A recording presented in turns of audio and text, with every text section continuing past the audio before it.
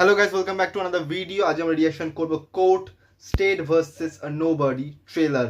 এবং এইটার আমি ট্রেলারটা দেখছিলাম এবং খুবই ভালো একটা স্টোরি এবং কনসেপ্টের ওপর বানানো, এবং এমন একটা কনসেপ্টের ওপর বানানো যেটার সম্পর্কে মানুষের কথা বলা উচিত এবং যেটার উপরে সিনেমা হওয়া উচিত, একটা সোশ্যাল অ্যাওয়ারনেসের জন্য।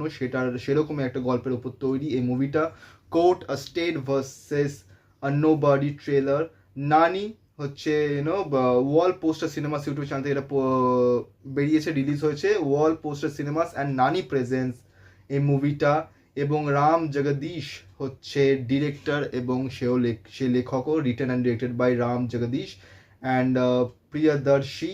14th March in theatres. এবং এটার আমি এখন রিয়াকশন করব। এবং ইয়েস্টারডে আমি দিলরুবার অফিসিয়াল ট্রেলার এবং আওয়ারাপান 2 এর গ্লিমসের ওপর যেই ভিডিওটা রিলিজ করেছিলাম সেই ভিডিওটার লিঙ্ক তোমরা ডিসক্রিপশনে পেয়ে যাবে। এই ভিডিওটার পরে গিয়ে সেটাও দেখো, এবং ততক্ষণ তোমরা ভিডিওটাকে লাইক করো, কমেন্ট করো, শেয়ার করো, চ্যানেলটাকে সাবস্ক্রাইব করো, বেল আইকন অন করো যাতে নতুন ভিডিও নোটিফিকেশন তোমরা সবার আগে পেয়ে যাও। তো চলো স্টার্ট করা যাক।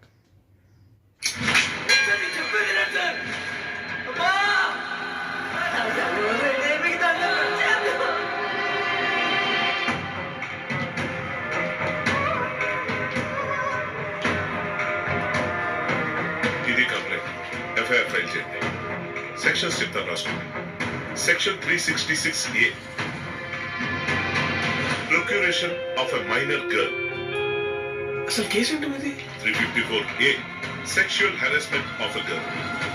354B, criminal force against a girl. 354C, voyeurism, blackmailing a girl. నీ మీద పెట్టిన కేసు ఒప్పుకుంటాం లేదా? మీరేం చెప్పాలనుకున్నా మీ లాయర్ తీసుకొచ్చి కోర్టులో చెప్పుకోండి. 354D, stacking a girl. వాళ్ళని రేపు ఈవినింగ్ రమ్మను, ఈలోపు చదువుతాం. కానీ మండేనే ఫైనల్ జడ్జిమెంట్ అంటే sir. And section 11 and 12 of POCSO Act. ఏంటి ఇది? ఇది కేసు కట్టారా పగబట్టారా? ఈ సెక్షన్ ఏంటి? అక్యూజ్డ్ ఎవరు? మా తమ్ముడిలో ఉంటాడు సార్. ఏంటి? రిమాండ్ లో ఉన్నాడు సార్. అది కాదు, బెయిల్ వస్తుంది కదా. రాలేదు సార్. 78 రోజుల నుంచి రిమాండ్ లోనే ఉన్నాడు.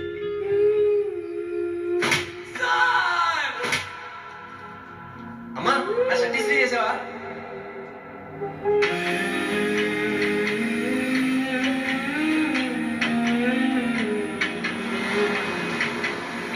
జీవితం నాశనం చేయద్దయ్యా.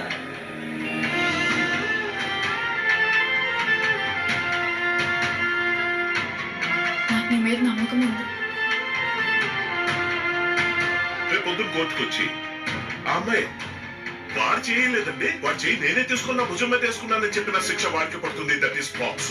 ఇప్పుడు చెయ్యి, ఏడ్ చేస్తావు. పాక్సో అనగానే పెద్ద పెద్ద లాయర్ల వెనకడు వేస్తున్నారు. నాకు నమ్మకం ఉంది లహరి, ఈ కేసు నేను హ్యాండిల్ చేయగలను. రేపు నేను కోర్టుకు వెళ్ళలేదనుకో, ఆ కుర్రోడికి 14 ఏళ్ళు జైలు శిక్ష పడుతుంది. ఈ కేసు మనం టేకప్ చేయట్లేదు సార్. మనం పోలీసులకు అగేన్స్ట్ గా బెనిఫిట్ ఆఫ్ డౌట్ రేజ్ చేయొచ్చు సార్. ఆ కుర్రాన్ని బయటకు తీసుకురావడం కష్టం. ఈ ఫైల్లో కనిపిస్తున్నంత ఈజీ కేసు ఏం కాదు ఇది. మీ వాడు చేసిన తప్పేంటో మీకు అర్థమవుతుందా? ఈ కేసులో మీ వాడిని ఎవ్వరు కాపాడలేరు.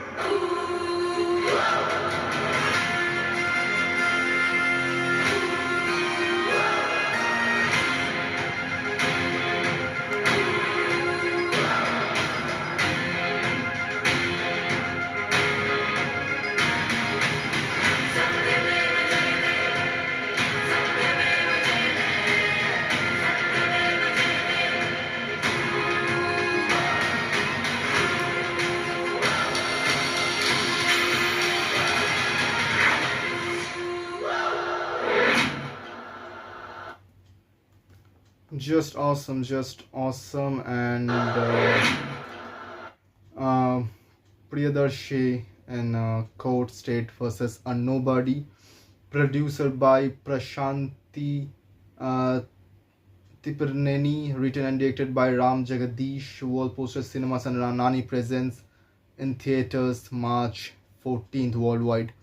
And just খুবই, আমি যেটা প্রথমে বললাম, এটা রিয়াকশন করা আগে খুবই একটা সেন্সিটিভ টপিকের ওপর, এবং এরকম টপিকের ওপর সিনেমা তৈরি হওয়া উচিত সোশ্যাল অ্যাওয়ারনেসের জন্য, এবং প্রত্যেকটা আইন যে কতটা ভ্যালুয়েবল। কারণ এখানে যা দেখানো হচ্ছে ট্রেলারটাতে, যে একটা ছেলে এবং একটা মেয়ে আন্ডার 18 ইয়ার্স, তারা তারা একজন একজনকে ভালোবাসে, কিন্তু একটা মিথ্যা কেসের আরোপে সেই ছেলেটাকে ফাঁসানো হয় এবং সেই ছেলেটাকে জেলে নিয়ে যাওয়া হয় এবং তার উপর পক্সো অ্যাক্ট লাগানো হয়। পক্সো অ্যাক্ট কি সেটা আমি বলছি এটা কিছুক্ষণের মধ্যেই। পক্সো অ্যাক্ট লাগানো হয় এবং তার ফলে কোনো লয়ার সেই ছেলেটার জন্য কেস লড়তে যায় না এবং সেই ছেলেটাকে 78 ডেজের রিমান্ডে নেওয়া হয় কোর্ট থেকে এবং তাকে তার জন্য কেউ কেস লড়ছে না, কোনো লয়ার, এবং তার ফলে যদি ফাইনাল জাজমেন্ট অবধি বা হিয়ারিং অবধি যদি তার হয়ে কেউ না লড়ে কোনো লয়ার, তাহলে সেই ছেলেটাকে 14 বছরের জন্য জেল ঘোষণা করা হবে, যে 14 বছরের জেল। এবং সেখানে ছেলেটার জন্য কেউ লড়তে চাইছিল না।